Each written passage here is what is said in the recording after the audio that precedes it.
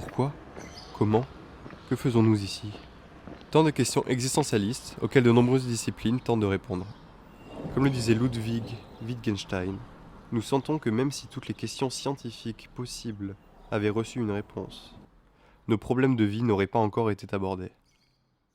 En astrophysique, on vise la quête de l'univers et son fonctionnement, son origine. Dans l'obscurité des amas de galaxies, on traque l'invisible. La masse se révèle, subtile, insaisissable. Un univers où la gravité sculpte les formes. Et à ces échelles cosmologiques, on observe que l'univers il est structuré. Il y a des endroits très denses, beaucoup de matière, beaucoup de galaxies, des amas. Il y a des endroits où il y a beaucoup moins de choses. Et puis on observe des filaments qui relient tout ça. Alors ce qui est très intéressant, je trouve, c'est que ce système complexe, ça a des propriétés statistiques très très proches d'un autre système complexe qui est le cerveau. Donc en fait, c'est un petit peu comme si on étudiait le cerveau de quelque chose qui est 10 puissance 23 plus grand que nous et duquel on fait partie en même temps, duquel on est une toute petite partie. La balance principale que j'utilise, ça s'appelle l'optique gravitationnelle. Et ce qui se passe en fait, grosso modo, c'est qu'un amas de galaxies, c'est beaucoup de masse dans une partie de l'univers relativement petite, ce qui fait que la densité est extrêmement grande. Elle est tellement grande qu'elle va localement déformer l'espace-temps.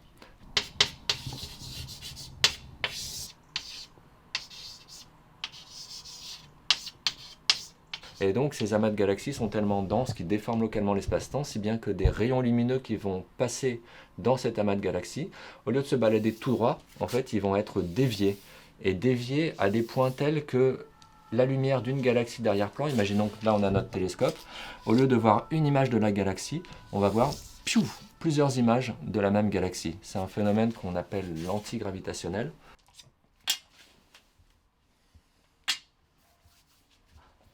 C'est une galaxie qui a, comment on dit, un bulge en anglais, là, et puis une traînée derrière, et puis il y a des petits points là, et on retrouve exactement les mêmes détails de l'autre côté, avec une propriété de symétrie que si on trace une ligne qu'on appelle ligne critique ici, on peut vraiment superposer l'image l'une sur l'autre, et ça c'est vraiment la base pour ensuite faire un modèle de masse. Mais il existe une autre immensité, plus proche, et pourtant tout aussi vaste. Elle ne se calcule pas, elle se ressent. Dans le souffle, dans le silence, chaque mouvement relie le corps à l'instant. C'est un voyage immobile, une exploration intime, où l'infini n'est plus une distance, mais un équilibre fragile. Deux mondes en apparence opposés, la rigueur de la science, la fluidité de l'esprit. Et pourtant, ici, ils cohabitent. Le cosmos extérieur rejoint l'univers intérieur. C'est, c'est pas non plus réaliste d'imaginer qu'un jour on comprendra comment fonctionne l'univers. Je suis convaincu que l'être humain, c'est avant tout un être spirituel. Et personnellement, j'étais complètement coupé de ça, à part peut-être avec le recul quelques petites flashs, quelques petits indices. Et petit à petit, je me suis rendu compte que ça m'a donné aussi une motivation de contacter au plus ma vraie nature, qui est une nature avant tout spirituelle.